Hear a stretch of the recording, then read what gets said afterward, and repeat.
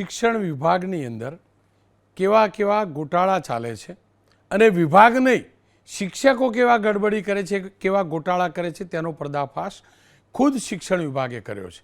અનેક જગ્યાએથી એવા સમાચાર આવતા હોય છે કે આંગળીના વેઢે ગણાય એટલા જ વિદ્યાર્થી છે પણ સ્કૂલમાં 2 શિક્ષક છે કે 3 શિક્ષક છે.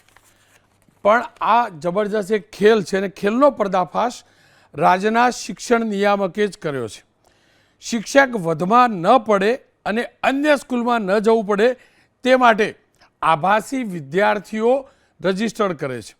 વધુ સંખ્યા ધરાવતી સરકારી કે ખાનગી શાળામાંથી વિદ્યાર્થીઓને લાવવામાં આવે, તેમને પોતાની શાળાના વિદ્યાર્થી તરીકે બતાવવામાં આવે, જેના કારણે શિક્ષક વધ ન પડે, ફાજલ ન પડે અને બીજી શાળામાં એની બદલી ન થાય.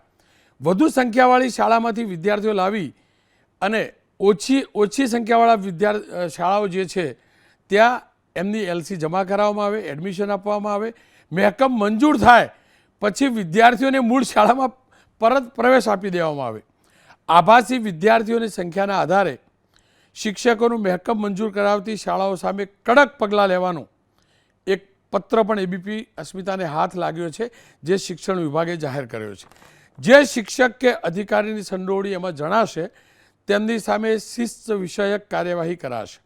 વિદ્યાર્થી આપનાર શાળાઓ વિરુદ્ધ પણ કાર્યવાહી કરાશે.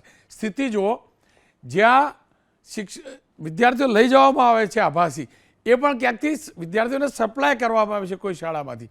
એટલે વિભાગે સ્પષ્ટ કર્યું છે કે આભાસી વિદ્યાર્થીઓને ટેમ્પરરી એટલે કે હંગામી ધોરણે બીજી શાળામાં આપનારી શાળાઓ વિરુદ્ધ પણ કાર્યવાહી થશે. શિક્ષણ વિભાગે નક્કી કરેલા વિદ્યાર્થીઓથી ઓછી સંખ્યા હોય તો એ શિક્ષક ફાજલ થાય અને એને બીજી સ્કૂલમાં જવું પડે છે. આ ન જવું પડે તેના માટે શિક્ષકો આવો ખેલ કરતા હોય છે. નિયમ પ્રમાણે 60 વિદ્યાર્થીઓ હોય તેવી શાળામાં 2 શિક્ષકોનું મહેકમ મંજૂર થાય છે. 61 વિદ્યાર્થીઓ હોય તેવી શાળામાં 3 શિક્ષકની મંજૂર થાય છે. એટલે કે દ્રષ્ટાંતરૂપ કોઈ શાળાની અંદર 55 વિદ્યાર્થી છે અને 3 શિક્ષક છે, એટલે મહેકમ તો 2નું જ હોય, એક ફાજલ પડે એટલે 55ના 61 કરવા માટે 6 કે 7 વિદ્યાર્થી બીજી શાળામાંથી લાવવામાં આવે એલસી કઢાવીને. અહીંયા તેમની એલસી જમા કરાવી વિદ્યાર્થી તરીકે બતાવવામાં આવે, મહેકમ મંજૂર થઈ જાય ત્રીજા શિક્ષકનું, એટલે જે શિક્ષકને બદલી થવાની આશંકા હોય બચી જાય અને એના પછી એની એલસી કાઢીને મૂળ સ્કૂલમાં પાછું મોકલવામાં આવે.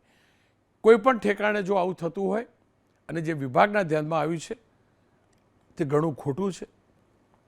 શિક્ષકોને હાથ જોડીને વિનંતી છે, તમને કોઈ શાળા માટે લગાવ હોઈ શકે પણ તમને એટલે લગાવ છે કે તમને અનુકૂળ એ સ્થળ છે અને એના માટે ખોટું કરો છો તો એનાથી જરાય વધુ ખોટું કોઈ ન હોઈ શકે. અને એટલે જ કહું છું, શાળા સરસ્વતીનું મંદિર છે અને મા સરસ્વતીના પૂજારી એ શિક્ષકો છે, ત્યારે આપ મા સરસ્વતીના પૂજારી થઈને આ પ્રકારનું મહેરબાની કરીને ખોટું ન કરતા.